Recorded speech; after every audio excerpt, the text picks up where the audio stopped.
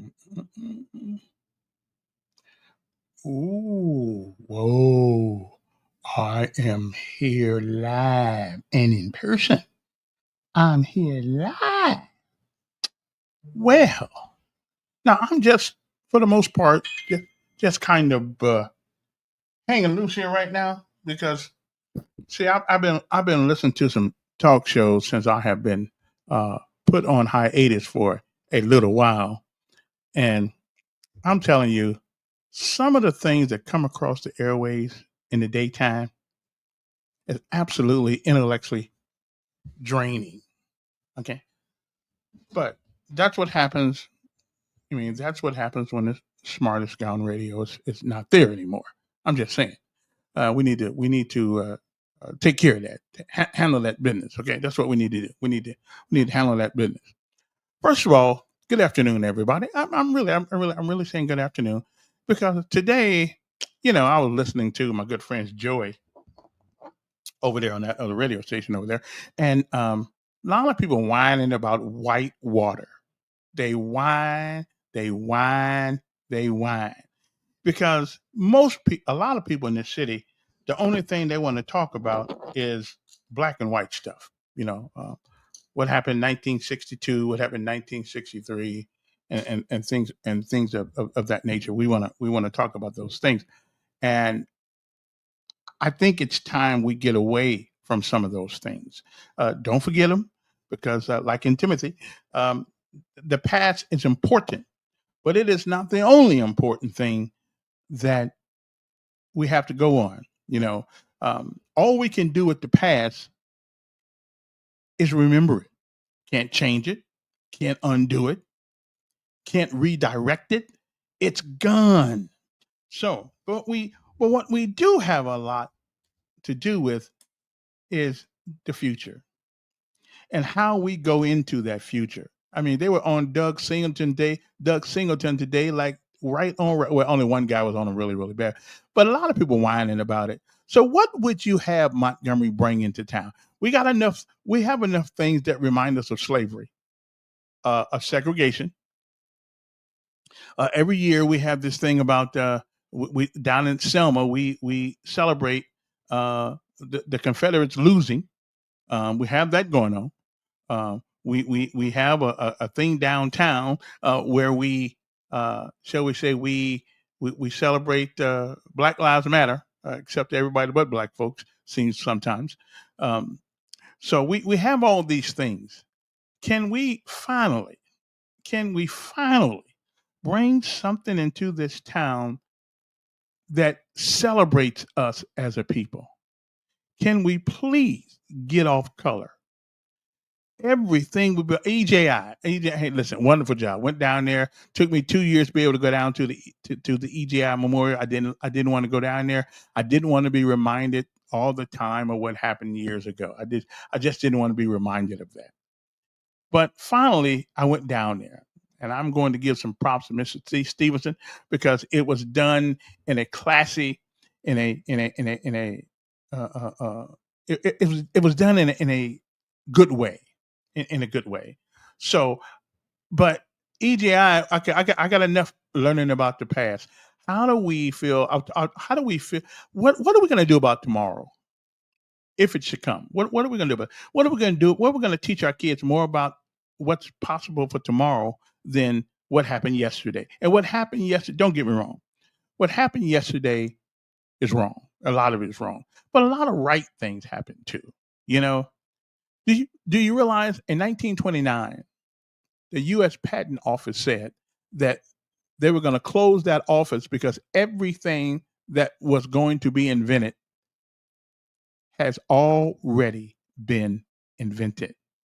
Now, if we had to close the patent office down then, we wouldn't have computers, we wouldn't have cars, pretty much. We wouldn't have motorcycles. We wouldn't have AI. We wouldn't have. I mean, there's a lot of things that we wouldn't have. We wouldn't have electric stoves and things of that nature because they said the few people decided that nothing else that's worth inventing had been will be. It's already been invented.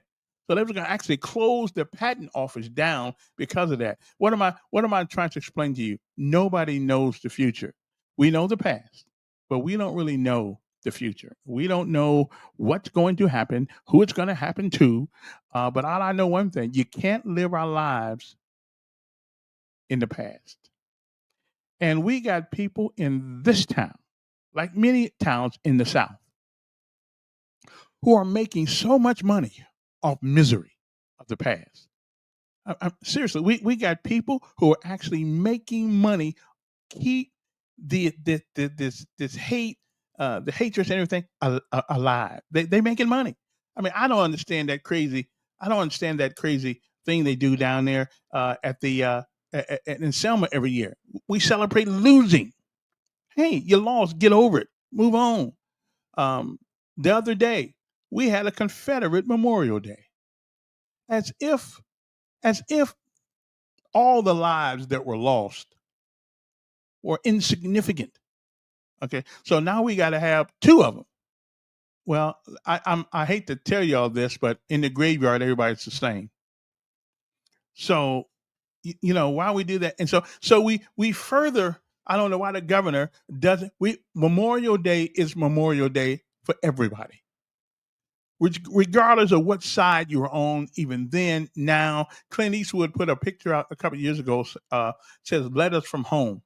And it was about the perspective of the Second World War as it was told by the Japanese. And so everybody was fighting for what they believed to be right.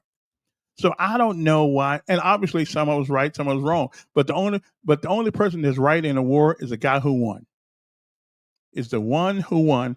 He's the one that's right in a war. So I'm just thinking, every day somebody complains around here. We complain about who the mayor is. Then we put another one in there. And guess what we do 2 days after it gets in there? We start complaining. We complain about the city council.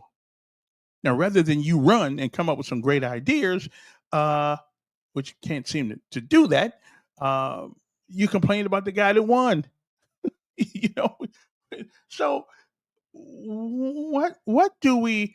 What's your ideas? What are some of you people's ideas out there about what to do about the things you think we need to do something about?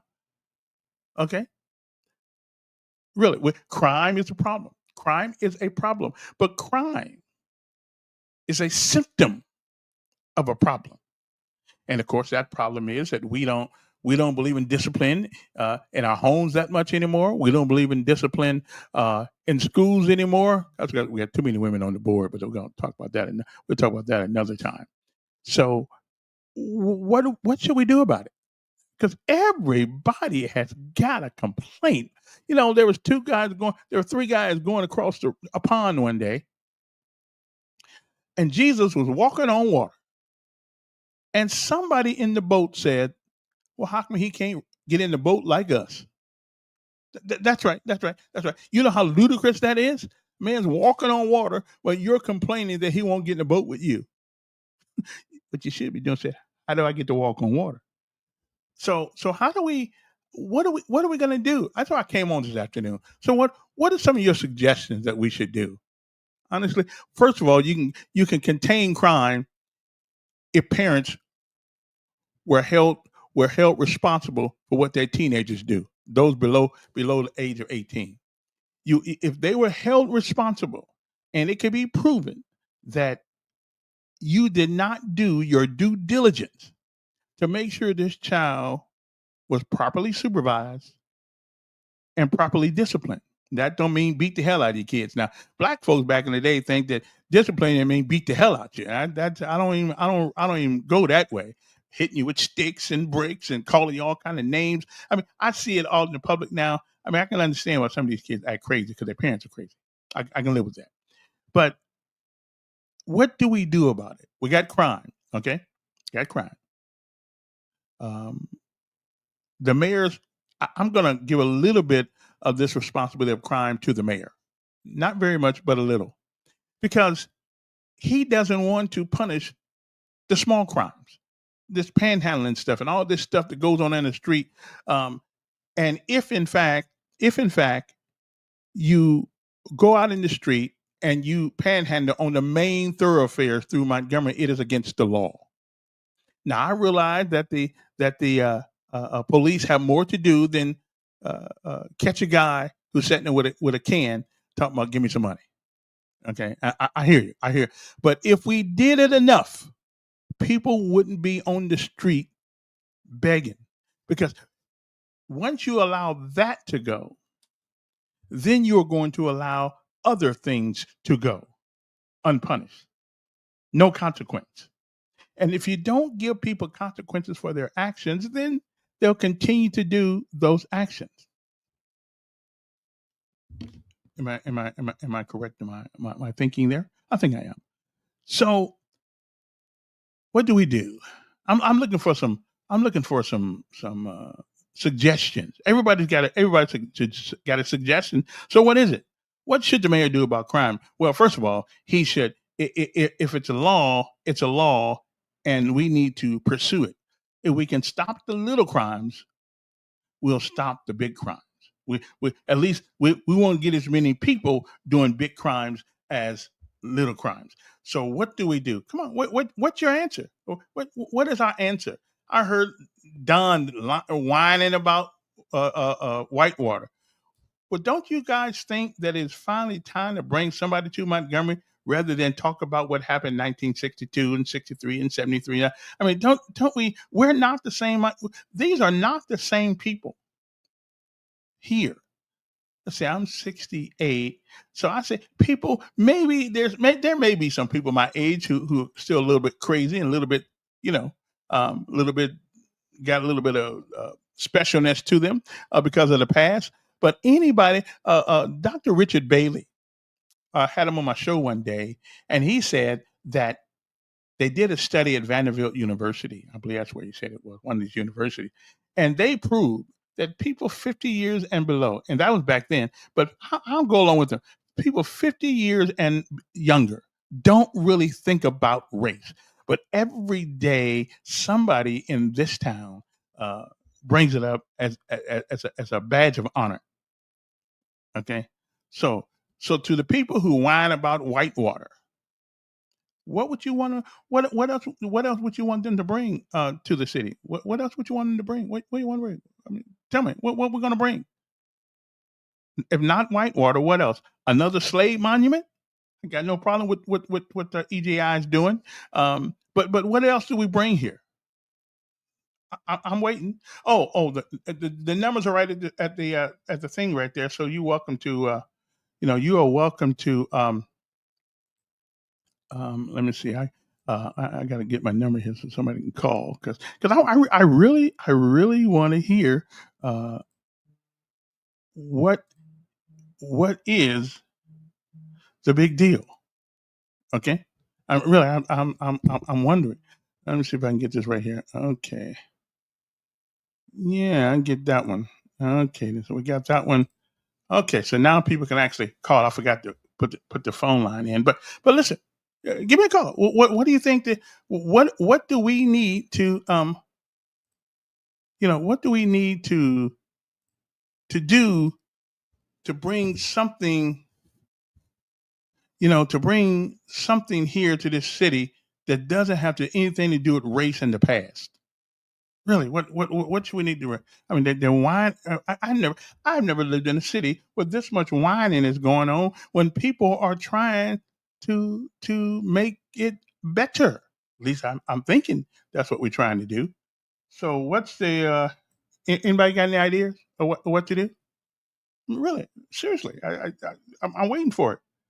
Because one thing about this city, I've been here 34 years. Emmanuel's 34 years old. I never meet anything where there's never anybody fully uh, happy with the way things are. And I don't blame you. You shouldn't be content with things if they're bad. But my Lord, we complain about everything, everything. So why is that? Anybody got an answer for that? I mean, why is that? I'm waiting. Just call me. Let's talk about it because we're going to spend our lives complaining and not do anything. Honestly, and not do anything. Um, you got any suggestion? And then all the suggestions say, I'm gonna take your suggestions and give your suggestions to Doug Singleton and the mayor. They're gonna let them look at this. See, so rather than whining about, I was at a meeting Saturday and we were talking about the city and how it is a good city. Yeah, and I've lived in some rotten cities. I lived in this city longer than I like this city better than I do my own hometown of South Bend, Indiana. Of course, I haven't lived there since 1974, but wasn't too crazy about it then either. So, what is it that you would do? What do you think we need to bring to Montgomery to make us a better city? What really? What do you think? Because no matter who the mayor is, whether it's Stephen Reed, Bobby Bright, Todd Strange, Emery Farmer, whether it's either one of those guys, we're gonna complain. Okay, we pay people $59,000 a year to represent us downtown, and representation is probably one thing they don't do. Okay, have any of you ever got a letter from your representative? Really, anybody ever got a letter from your representative? Um, about anything that they want to do? No, you haven't. No, I never got one either. Anybody got a letter from Hatcher? Anybody got a letter from who's the other senator from Montgomery, state senator Hatcher and Barefoot? Anybody got a letter? Anybody got a letter in the mail? Say, hey, this is what we're thinking. Do either one of them have a website where you can go to and reach out to them and send them a email? No, no. I think all of our city councilmen should have a website somewhere we can go leave messages and so they can see what we think and all that kind of thing. But I don't think they do. They got Facebook page. There's a difference between Facebook page and a website. Okay, Facebook page is a free one. Okay, we complained about the police chief until we got another one. And then now I will admit to you, haven't heard many complaints about this police chief that we actually got in now. What's his name? Boulay or something like that, whatever his name is. Um, I know it's one of them. Sound like one of those southern names. Those Louisiana names. I don't know what name, but he's downtown, and he seems to be doing. He seems to be efficient, if nothing else. Okay. So I'm just trying to say, so I got on this air because I want you guys to tell me what it is that you think that we ought to do. What we should bring. We don't need another statue of white people doing black folks wrong. I think we got the history of that. We know that. We know that happened. Okay. So what we need to do now, because let me tell you what we miss out of that equation. What we miss out of that equation is all the people that work together so to get us where we are. See, we just don't we always, and listen, it always sparks a good conversation when you bring up the past. It always brings it up, and boy, put a little black in there, put a little white in there, and boy, you can talk all day. But at the end of that conversation, what did we accomplish? I believe that there are people in this city who just like bringing up the past because it gives them something to talk about. So again, I ask my people here, what is it that you think we should do to make this a better place? I think the numbers don't the numbers work. I think the numbers work. Yeah, I think they work. Y'all can call me on the phone. We'll talk about it. Okay, so I'm waiting. I know. I know. Yeah, I know. I feel you. I feel you on that one. But anyway, I was listening to somebody talk about whitewater, and all they do is whine, whine, whine, whine, whine, whine. I mean, that's all we do. Is just talk about how bad things are, and my lord, mm-mm, mm-mm, mm. So I'm not a Southerner, but I'm a product of the South. My mother was from Mississippi, which is probably without a doubt one of the worst places for black folks back in the old days. She was born in the 30s. My father's from Georgia, and in a little town called Rome. So I'm a product of the South, whether or not I have lived there my whole life or not. I've lived there half my life. Okay, I've lived there. I have lived here since I was 33 years old. So I've lived there half my life in Montgomery, Alabama. And I tell you something, I lived in Honolulu. Honolulu, Paradise Island. And guess what? If you were to get on a plane right now and head to Honolulu, you wouldn't be able to get off the plane enough till you hear somebody complain about Honolulu. Yeah. Hmm. Paradise Island. Yeah, somebody's complaining. Somebody, and then I would come back from Honolulu to Seattle, just to hang out.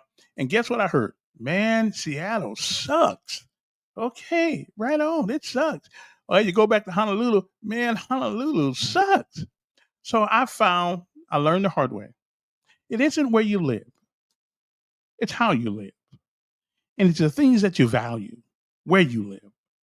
So no matter where you go, no matter what city you go to, I guarantee you. As a matter of fact, I tell you what, just to prove my point, I need somebody to send me a number to any place in Mississippi. I'm going to call them. I've only been to Mississippi in 1965. I haven't been there since then. And I can call anybody on the phone in Mississippi, and I guarantee you they'll be complaining. Okay. Yeah, yeah, they'll be complaining. So somebody just send me a number, and I will call somebody in Mississippi right now and guarantee you that they're complaining too. Uh, uh, Matter of fact, hold it. Hold it. I'm gonna call my sister. Now check this out. I'm gonna call my sister in South Bend, Indiana. Okay. Now I'm gonna tell you. I'm gonna say. So I'm gonna just to show you, just to prove my point, because people always complaining, no matter where you are. So I'm gonna call my sister right now and tell you and show you that I'm right. See, Y-E T-T. Well, I think I'm gonna call my sister anyway. Okay. Let me see. Well, I can't find a number, but if I did find a number, I'll let you know. Somebody send me a number because I'm going to call in.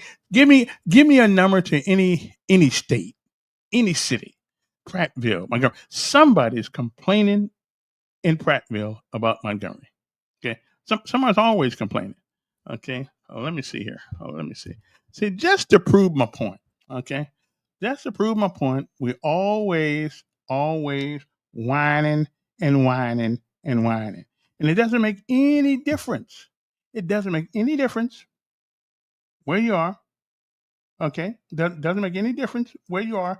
Somebody is going to complain no matter where you are. Now, let me see if I can find somebody. Let me see now. I don't have anybody. I don't have anybody on my list here from out of state, but I wish I did because if I did, I'd just give them a call right now. Okay, well, I'll try that next time. Somebody send me a number just to prove my point. It doesn't make any difference where you live. Somebody's complaining.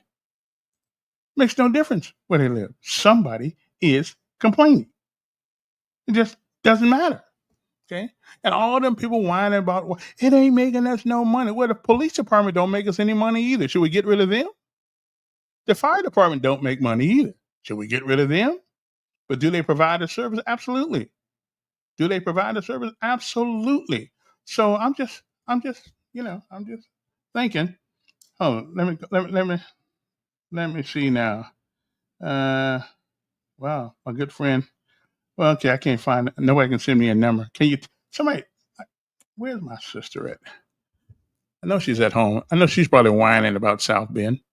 But no matter where you go, oh, I know what I do.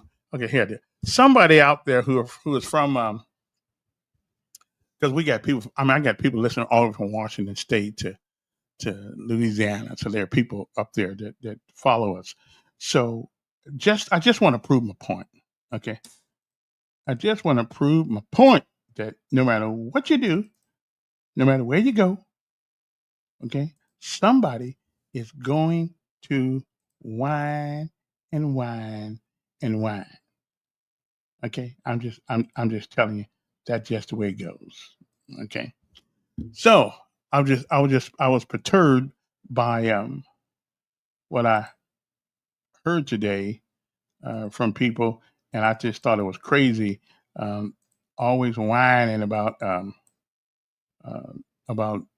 the park, the whitewater thing. Which I'm now I'm not a whitewater person. I mean I and listen you talking to a guy who's been on aircraft carriers and I was a galley chief on a boat at Pearl Harbor at Ford Island actually. I was galley chief on that, and I still didn't like water, but I love looking at it. I love looking at the water.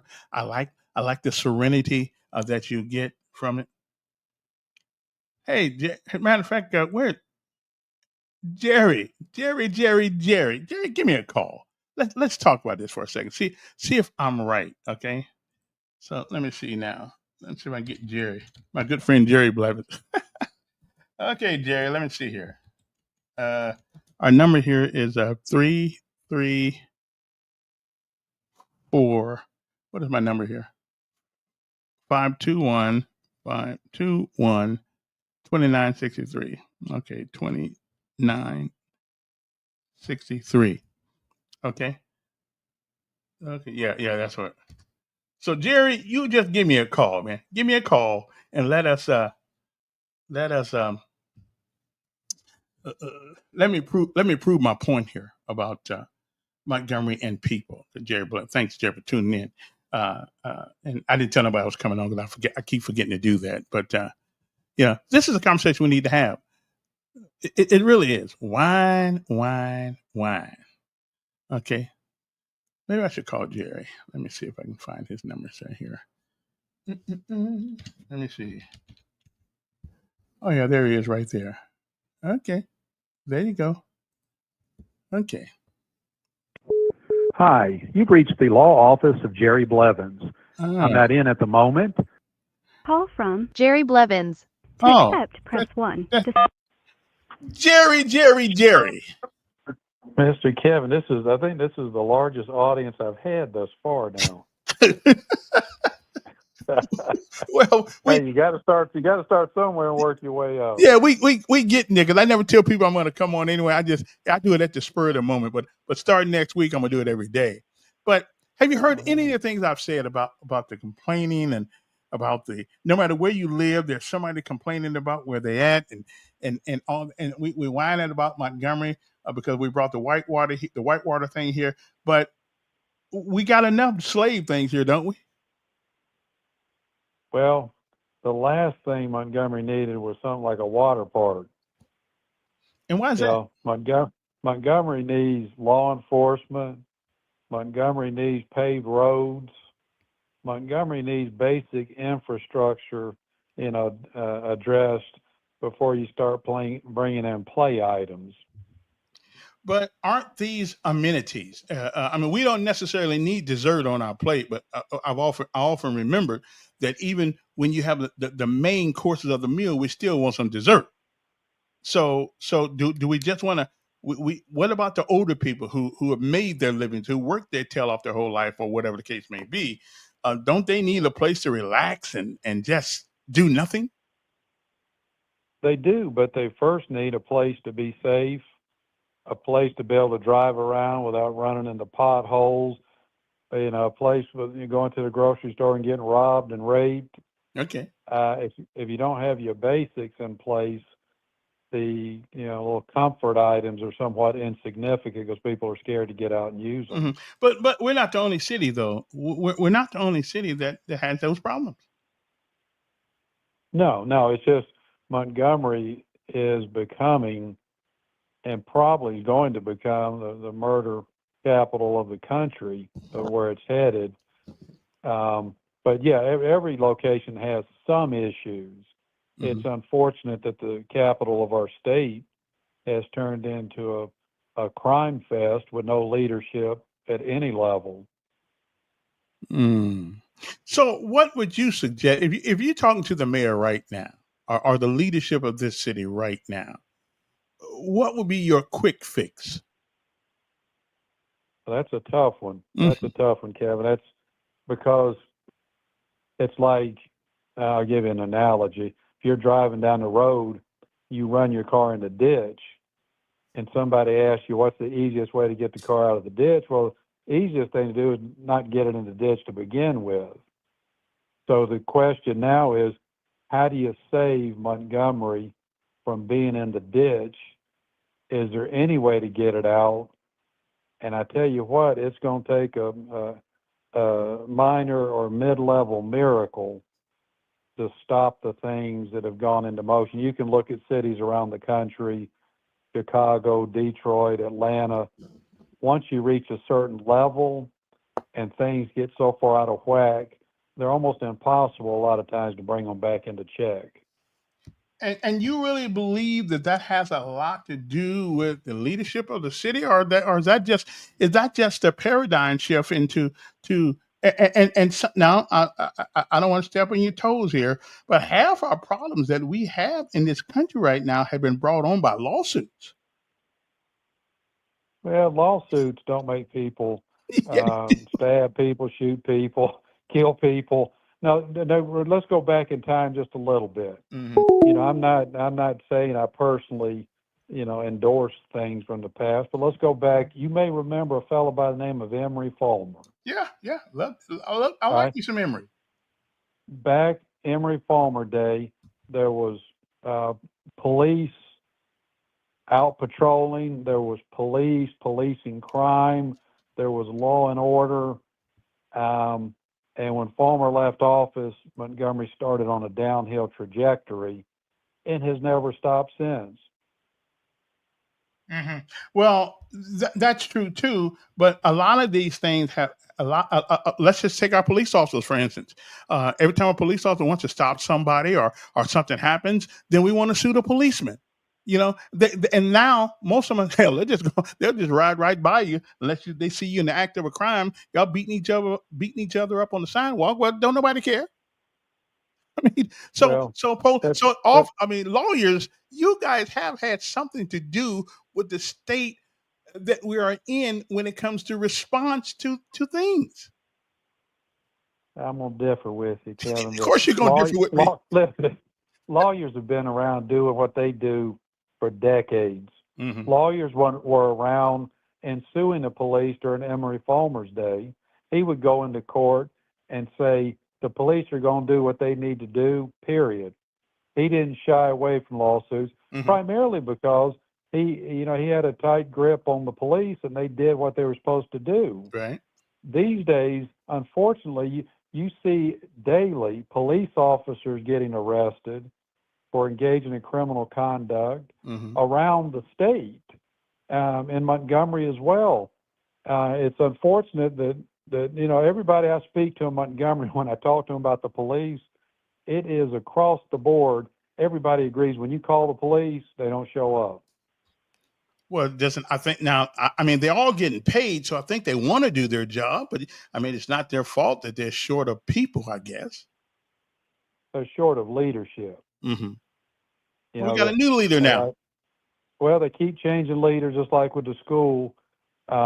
Let's keep changing the leader of the school. Let's keep changing the leader of the chief of police. Let's occasionally change the mayor. Changing you go from bad to worse and worse to bad, bad to worse. You keep going back and forth like that. Hmm. You're not fixing things. You're just passing the buck. Mm. Well, I think everybody uh, has an example. So your whole thing though is about leadership. Definitely. You know that, military man. Well, I do, but civilian military, you have a captive audience, and you can't just say no. I'm not going to do that. I mean, whereas out here in the civilian world, you have to get people to want to be on the same accord, and you got the politics of it all. I just think what. Let me ask you. You're in the mayor's office right now. You're talking to him. What would you tell To resign. him? Okay. I mean, honestly, Does Jerry you think you Jerry you can do a better you job? can't make you well. Yeah, I think anybody who's seriously trying to do a good job could do a better job. You can't tell me a person's performance is judged by the job they do. All anybody with a rational mind needs to do is drive through Montgomery, and anybody in their right mind will go in there and tell them to resign. Hmm. His performance speaks for his capabilities, um, and that's true in all walks of life. If you have a doctor that can't operate on you properly, you get rid of them. You get one that can. If you have an attorney that doesn't know, you do the same thing in all professions. the buck, excuse me, the buck stops with the mayor. If the city's shot, the mayor's got to go. Has Montgomery ever been in a worse situation than we are now? No, no, Well, and I mean, back in the I '70s, now can't. they had about 70 people killed one year. Yeah, but that's I've been just so all of our listeners know been in Montgomery since I guess 1975, and left there about 20 years ago when it started on its downward fall. Montgomery was once a nice place where people wanted to come and stay until the mass exodus began, 15, 20 years ago. And I was in Montgomery today, went driving around to see what it was looking like out to Wind Lakes, all the upper level areas from the past, and it's just pitiful. Eastdale Mall, Montgomery Mall, Wind Lakes, everywhere is just pitiful. Well, let me ask you. Now, I must admit, I ride around this city quite a bit. I don't see the despair. I mean, listen, I don't see all this despair. I go to East Chase. I go to even down the street on Atlanta Highway, the Eastdale Mall. I mean, it looks pretty good to me. So where's the You know what? despair at? It's you've gotten immune to it. Oh, really? And I understand because I lived there for a while, and you go to Vaughn Road Park. I drove by that today. It looked hideous. Nobody's maintaining the landscaping or anything. But you can get immune to something and miss the forest for the trees if you're living in it, which is what happens a lot. I moved to Wetumpka, and this, and lived there for 15 years or so.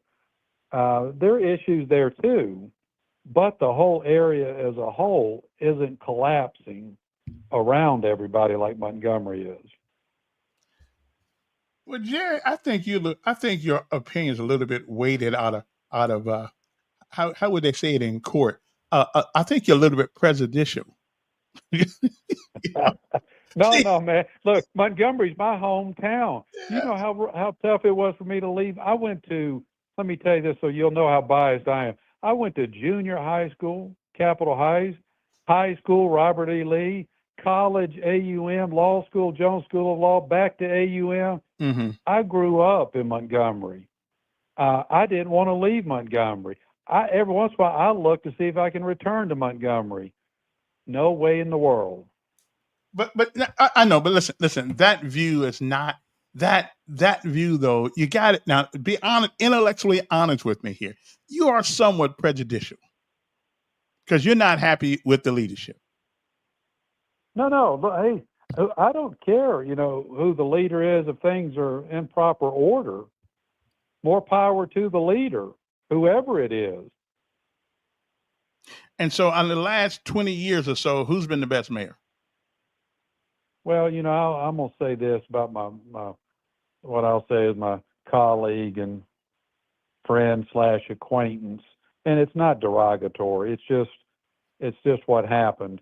The city of Montgomery started a decline when my friend Bobby Bright was elected mayor. And it started down the wrong path then, and it's gotten worse. Who was before? Was Bright before Reed? Yes. Yeah, and that's Bright was before. No, Bright was before Mayor Strange. That's right. It was Todd Strange. Yeah, it was Fulmer, Bobby Bright, Todd Strange, and now Reed, right? Mm-hmm. Yeah, and Todd Strange, I think, tried to properly deal with things, but I think they'd already started on the wrong path with Bobby, and you couldn't really reverse them at that point. Now with Reed, it just fell off the cliff. Okay, but just to be fair, because I'm not a Democrat or a Republican, but just to be fair, you don't really. He's not your favorite cornflake, is he? Oh no, I mean I don't know. I know his father, Joe Reed. Right. I don't know his, what's his, Stephen and his brother. I can't think of his brother name. Is it Joe Jr.? Mm-hmm. I mean, I know who they are, but I don't know them. I mean, I don't know them well enough to like them, dislike them, Mm-hmm. or anything. My commentary is purely on the So, condition of the city. let me ask your suggestion to the mayor is resign rather than fix, rather than you come back, live here, and help him out. You can't help them out. Not with the direction the city is headed. You can't help out. I mean, look at the riverboat fight down there a few months back. Well, that's a I mean, couple that's years what back you're now. breeding. That's a couple Was it a years. couple of years? Yeah. That time flies. But it's stuff. If you create an environment where that kind of stuff can exist, then that's what you're going to get. Mm. Well, okay. Well, if Jerry had a meeting with the mayor tomorrow, he would just tell him to resign. Well, I might ask him, how does he grade himself?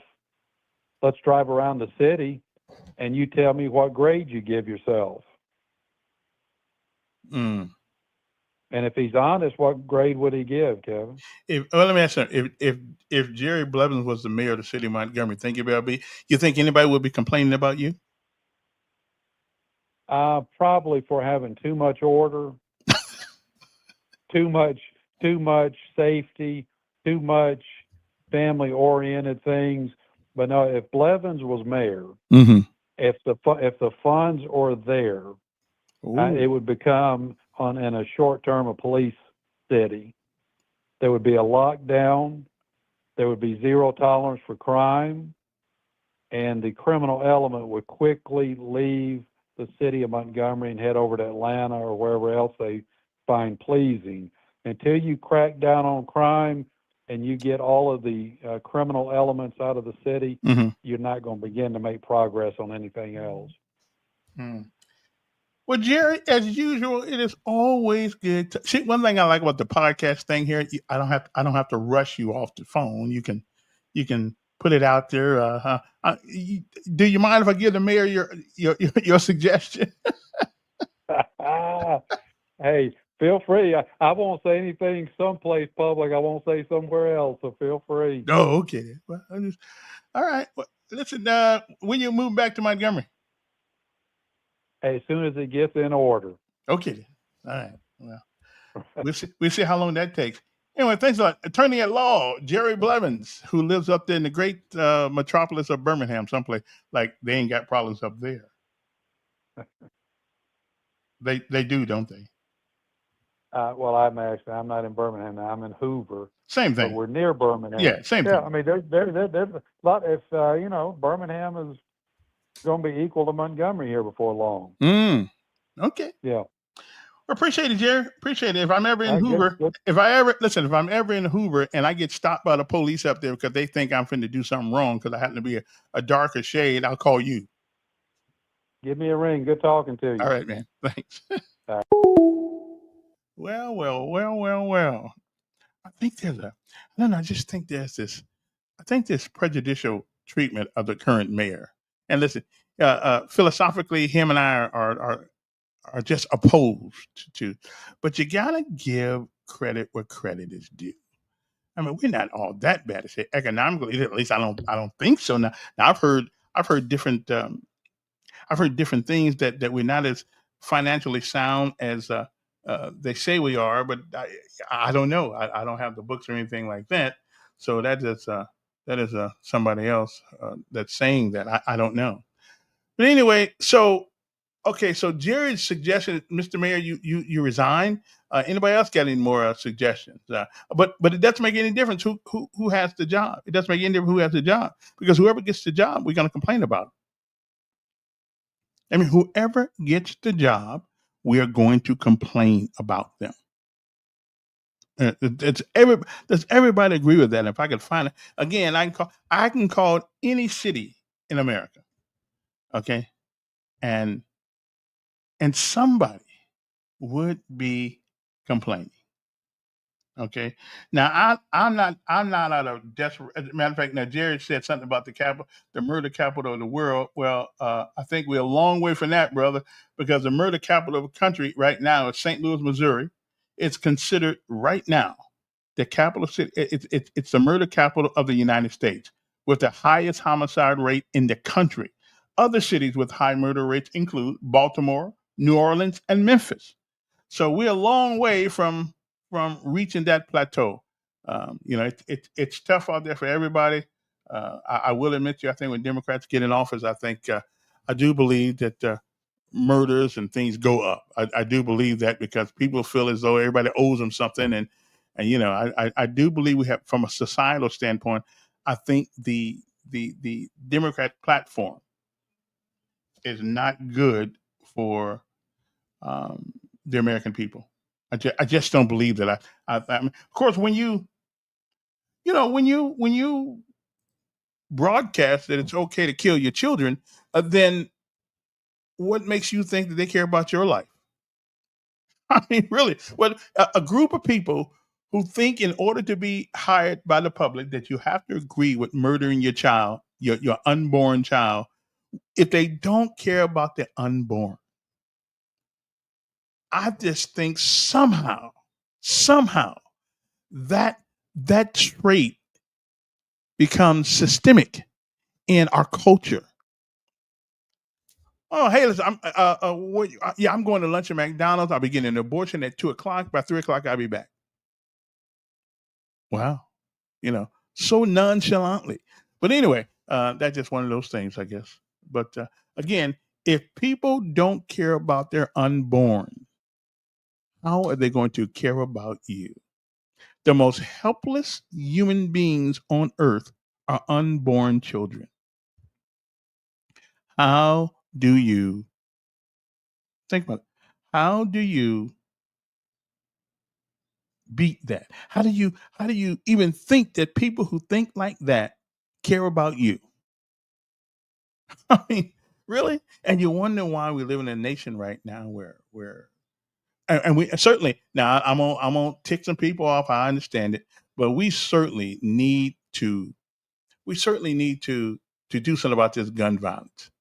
And I don't think it is a good idea um, to let everybody walk around with an open with a gun. I just there's something wrong with that. Okay, there's something terribly wrong with that.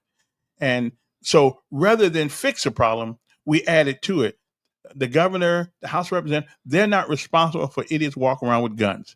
But we got to do something about that. I don't know what it's going to be. Yeah, you can wear your gun. You can have your gun. You can have your gun. Yeah, at your house. But carrying weapons open in the street, it is not a great thing to do, and we do that. I know all you gun toting summer guns out there. I know I don't take my gun, but I do believe.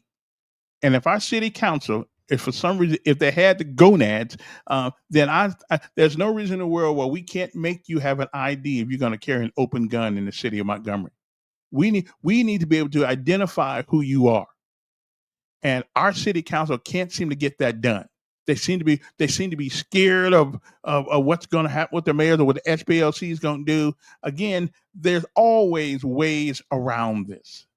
Okay, but if you are in the contiguous, uh, uh, are you within the contiguous border of the city of Montgomery?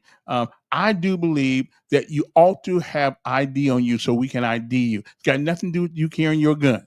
But if you're going to carry one, now think about this: a car. We drive down the street in cars, which we could kill somebody. What must we have in order to drive that car? We must have a driver's license. We must have a way for people to identify you if, in fact, you're in an accident and, God forbid, you kill yourself or you kill somebody else. Now, our lawyers just must not be that smart anymore. I mean, how in the world can you be scared of making people have ID? And we can do one other thing. You can have the gun, but we can do like Trump does. We're gonna put a 200 tariff on each bullet that you buy. So if you don't have a whole lot of money, you can't buy a whole lot of bullets. Now that if I'm on the city council, I'm fighting for that. Okay, a city tariff to pay for all the unnecessary medical expenses that our young folks are bringing upon this community by the violence, the senseless violence they use with guns. So you need to put 100% tariff on a bullet, not the box of bullet, on each bullet. Okay, yeah, I'm all for that. Yeah, I'm all for that. So there are things we can do, and if they want to take us to court, let them take us to court. But why? But by the time we get into court, we can still have it implemented, and let's go to court. Okay, and if we cannot find a lawyer that can beat that can help us in this, then University of Alabama, Auburn, Jones Law School, y'all need to shut down because logic and reason. Okay, again, the First Amendment doesn't say you have to have ammunition. It says you can have a weapon, and we all good about weapons. We good about them. I'm good about weapons, but again, you cannot tell me it's more important to have ID to drive your car than it is if you're walking around town with a Mac 10. You can you'll never convince me that a guy in a car is more dangerous than a guy walking around with a Mac 10 going down the street, Norman Bridge Road. You can't tell me that. That dog ain't gonna hunt. Okay, so all of our city council people need to get off their jacks and get this thing passed. And I don't care what Marshall says. Okay, take it all the way to the Supreme Court. But you cannot tell me that if you're walking around here with a weapon that we don't need to identify you. What if you are a person that is a felon and not even supposed to have a weapon? So you tell me, and the reason why they don't want felons to have weapons, which I think, except in your house, I do believe if you're a felon, whether you're a felon or not, you have a right to have a weapon inside your house to protect your family and yourself. I don't have a problem with that. But walking around the city of Montgomery with guns open and we don't know who you are, we ought to be able to know who you are. I mean, you want to talk about some of the things that'll make a difference. You tell somebody, hey, listen, and I just think that's I just got on the phone with Jerry Blevins, and Jerry, a good lawyer, but these guys don't want to. They don't want to really want to Call get from Marty, Marion, Brock. let To me do accept, this. press. Marion, Hey, Kevin, how's it going? pretty good. What's up? Hey, just to make a comment on your topic, which I think is a very good topic. I was trying to argue that topic maybe 5 or 6, 7 years ago, and it is because they will, before they recognize, when you're going out there to vote, they would accept a weapons permit a lot quicker than they will accept a college ID card. And in order to get in certain colleges, really all colleges, you got to have a Social Security number, a Social Security card. You have to have some type of identifier. You even have to have a birth certificate in order to go to college. Mm. But yet they would be willing to accept a weapons permit, to vote rather than a student ID card. So I've always had an issue with that, and I could never understand that. Well, I thought you were going to have the star card, the star ID now. Well, this was before the star ID. Right. Like I said, 6 or 7 years ago when we were arguing the point, where I'm thinking they were just trying to disenfranchise college voters because they tend to vote, maybe Democrat or, anything other than Republican. So especially in Texas, as well as in some of your other Western and Southern states, they chose not to honor a student's ID, but they would rather honor a weapons permit or a weapons card. So I found that to be a little interesting. Well, and again, I don't know which one's more important than the other. I mean, if you're gonna carry, chances are, if you got a weapons card, you have undergone some sort of investigation. Would you agree with that? No, you got some states, man, that would tell you, they feel as though you're invading some people's privacy. what a weapons card would in some states. Now you don't need a weapons card. Well, you don't need to I carry. mean, You don't need to carry yeah, one concealed. Well, I guess you don't. no, Yeah, I guess you no, don't. no, you, don't, exactly. You don't need one now, and still they would not accept a student ID card, which you have to go through some type of process in order to be accepted as a student, because you need a birth certificate, you need a social security number, especially if you're getting federal aid. You need income tax, proof of income tax. All that stuff is involved. So, I mean, you can't be any more thorough investigated than that. So that was the issue I had. But now, yeah, you need the STAR card to even be able to travel. Yeah. Which I think that's a great subject matter, Kevin, because people, when you get ready to go get that STAR card, I don't know if people know or realize, you need a passport or either a social security card and a birth certificate Or proof of military ID. residence, Yeah. or military ID. And also, yeah, you need any of those, which I can understand. That makes sense. I mean, if you're going to do it, I have my theory on why they're doing that, but that's fine. You comply. I have no problems with complying with that. Let me ask you. I see all these videos where people, when the police stop people, they say, "What crime have I committed?" Do the police have an arbitrary right to make you get out of your car? No, unless they can articulate. That's the thing, man. You can convict a baloney sounds.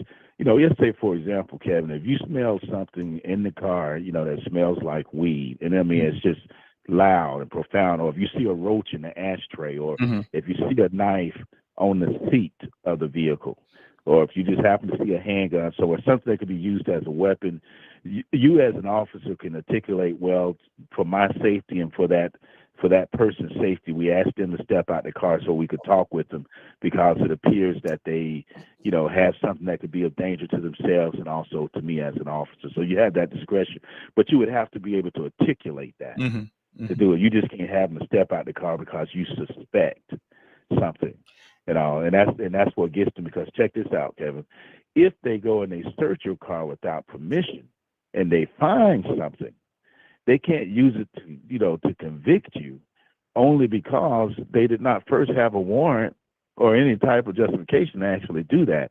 It's what you would call fruits of a poisonous tree, especially if you tell them, well, I'm stopping you for a busted headlight or your tag is outdated or whatever the case is. Well, then cite them for that. But if you say, well, I went to go search their car, but you didn't give them permission to do it, especially if they're going in your trunk. So an officer just has to be able to articulate why. Right. So let me ask, if the police stop me and they said, well, do you mind if we take a look in your car? If you say no, does that give them a probable cause to call the dog and sniff your car? No, they would have to honor that. They would have to honor that. They would have to honor that you said no, especially if they can't tell you why they're stopping you. And that's another thing. The police, when they stop you on a traffic stop, is a traffic stop different from any other stop? Do they have to tell you immediately why they stop you? Yeah. They, out of courtesy, you will. Yeah, you do. I've done it several times. One, something as simple as, you could have been reaching for a cell phone, but you kind of crossed the center line. But if you did it more than once, yeah, they could pull you over saying, I'm doing a health and wellness check, because it appears that you're, I forgot the word we used to use, but, disarranged, whatever, suspected of probably, you're having issues. Either it could be that you're drunk or maybe you're on certain kind of medication, but we're doing a health and wellness inspect. It's all about how they word it. But yeah, they could pull you over, but yeah, they would need to tell you, because you would ask them, say, officer, normally they would come up and ask you, they say, you ran a red light, or you're speeding beyond the speed limit. But if they don't ask you, then you can ask them, officer, is there an issue? What have I done wrong?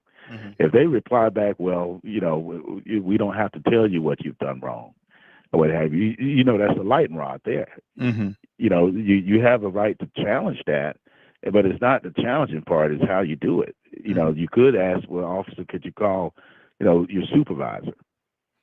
And when you ask for the supervisor, do they have to get a supervisor?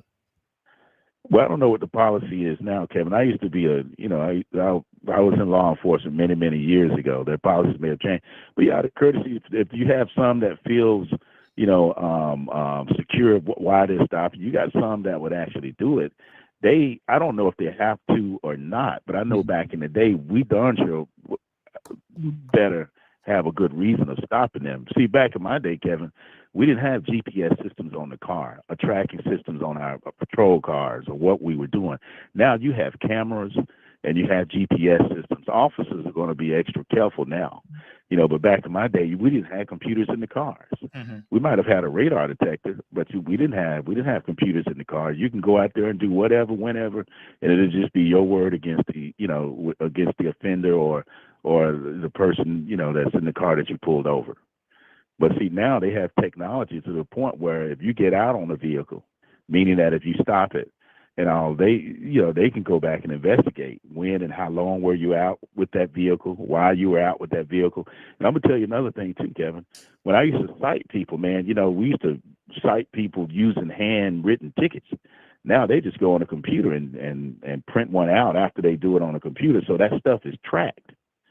And let's say this, Kevin, they tell you, okay, well, I'm pulling you over because you ran a stop sign. Mm-hmm. But then in searching your vehicle, they find XYZ, but they don't cite you, meaning write you a ticket for running the stop sign. Right. That in and of itself is a question. It's proof that, you were harassed or whatever, because your initial stop wasn't recorded. So best case scenario, then he writes you the ticket for what he found and initially the traffic stop. Yeah, exactly. Then they have to be able to articulate it in court. But then to get this, Kevin, all you got to do, a good lawyer, all I have to do was, I'm going to subpoena your body cam as well as your vehicle cam, and then the GPS system on your vehicle. It used to be a time, Kevin, man, you can go and I wouldn't say mess off, but you could hang out at the Waffle House or the Huddle House for probably an hour and nobody know what you're doing, where you're doing, as long as you're in the area to respond. Yeah. But now, if you stay at any one place too long, they have that GPS system on your vehicle, that tracking device, that can tell them how long you've been in that one spot. So we're policing the police now. Well, yeah, and it's good for the officers too, because suppose an officer gets out on somebody, right? You pull somebody over, but they blow you away or they injure you real bad, and they can look at it and say, well, this officer been on this call too long. We need to check on him.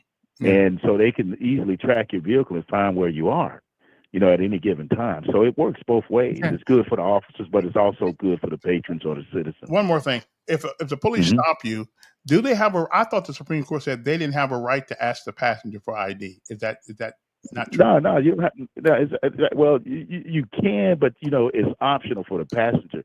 The problem with, our citizens and everything is that they don't know the law. But no, your passenger, there's just no reason unless you receive a call where there was two black males or two white males were seen or accused of robbery or any type of mischief or what have you, then you would probably, want to get both of the parties ID. But if you're just making a regular traffic stop, no, you won't do it unless the passengers become belligerent and, appears to be disheveled. You can make a case on where you want to find out who that person is for your safety, because for all you know, that person can be, escape con or a mental health person or whatever the case is. It could be any of those things. But no, you have to articulate why you doing it. But I used to do it occasionally. I would, especially if I got a call or a bolo, which is be on the lookout. Of two males or two females fleeing, or allegedly they fit the description of, assailants that, was in the area. Yeah, you can articulate that on paper and you'll be just fine. But it's all about how you write it up. And some of your officers, especially your rookies, can be a little lazy, and, and that can make or break a case. Interesting. Well, Marty, appreciate you calling, man. We're going to start this full time next week. Well, 3 days a week. I'm going to do it. Monday, Wednesday, and Friday. Monday, Wednesday, and Thursday. Right. And then we're going to do Thursday and Friday. Going to be repeats of something. So I'm trying to line up some guests and stuff like that. So, we'll be all right. All right. Well, let me know, Kevin. Now, I thought you were going to be in the morning, so you're still in the evenings? No, I heard somebody whining today on another radio show, so I thought I'd come in and give my own whine. Okay. But it's going to be in the morning. To be perusing. Yes, Yeah, I happened to been perusing Facebook and I saw you on there. I said, I saw live. Normally it's recorded, but I said, let me go ahead and check on Kevin. Yeah, I'm gonna do it from like 7 to 9. Okay. Yeah. All right. Well, just let me know. I'll do what I can to help promote it. Appreciate it. All right. Anytime, brother. All right. All right. All righty then. Well, I guess I gotta go now because it's always interesting talking to police officers or the former police officers because you see so much stuff on Facebook and TikTok. Somebody gonna get killed for thinking they know the law that they don't know. So I want to be sure. I must admit though, the police stop you. It does seem like to me that they shouldn't uh, be able to threaten you with, well, I'm going to get the canine and we're going to check your car. I mean, if you don't have a reason to check my car, so you're just trying to make a reason to check my car. I don't know. I think that's kind of wrong. That's kind of like bullying. That's police bullying. Oh, so you ain't gonna let me check your car? Well, I'm going to get the canine. We're going to go, and sometimes there are ingredients in certain medicines that that can make these dogs sniff something that's not there. But next thing you know, but you got your car open, and now anything they find at that point is part of the search. So I don't know. I just gotta you ask me. If I say no, then leave it alone. If I don't give you permission to search my car, then just leave my car alone. Of course, I don't really have nothing in my car, but how it goes. Anyway, well, listen, time's up. Gotta go. And again, the whole show today was about all the whining that people do about Montgomery. And Jerry, of course, had his thing, and Marty, a former police officer, had his position on these kinds of things. And so do some of you. So, but I gotta go because I'm hungry. I burned up a chicken last night. Yeah. Put the chicken in the oven, and I forgot the chicken was in the oven until there was smoke in the kitchen, and I was wondering where that smoke was coming from. And and evidently it came from my own kitchen. I thought it was coming from upstairs. I started to run out the front door and go upstairs and help. Then by the time I got halfway out, I figured that was my kitchen. So I'm gonna try not to do that. And I turned the timer. Siri let me down because I said, Siri, make me a timer for 1 hour and 15 minutes. I turned it on 375 degrees, 1 hour and 15 minutes. And you know what? I burned it up. I'm sorry. 1 hour, 21 minutes? No. You should have did that yesterday, Siri, when I was when I asked you to, and you didn't do it. So I'm just saying, I don't need you to do it now. The chicken's already burned up. See, that's my problem with Siri. The chicken's already burned up. No sense in timing it now because it's over. Okay. It looks bad. I ain't burned off the wings on the chicken, and I put it in a plastic bag. I thought nothing was gonna burn in a plastic bag. Come on, I mean, But anyway, so much for that. Anyway, see you guys later on. I appreciate you. A couple of people saying it. So Monday we're gonna start from 7 in the morning till 9. That's what we're gonna try to do, 3 days a week, and we're gonna see if we can get some folks to come on and talk to us and stuff like that. Come here to my precious studio, or we can do it on the phone or on Zoom or whatever we can do there. But we're going to try to get a cover. And I want to talk a lot about Montgomery. I mean, I don't have anything to do with what's going on in Washington D.C. I just don't have an idea. Don't care for the most part. Don't affect my check. So I gotta go. So y'all hang loose. I gotta play this song. It's pretty cool. So Friday, my son's going to leaving on in a couple of days, and at first I thought it wasn't gonna bother me at all. But it does bother me just a little. I gotta find something to do with my time. Yeah. Now, if Trump don't start nothing with Ukraine, I'm good. But that's what the military is for, is to protect his country. And hedge spec. Anybody see the news where he made them take a honoring a gay person. Now, let me stop. Let me. You see, I know I got to go, but I don't have a problem with a gay person being honored, especially if he was in legally and he did something that was beyond the call of duty.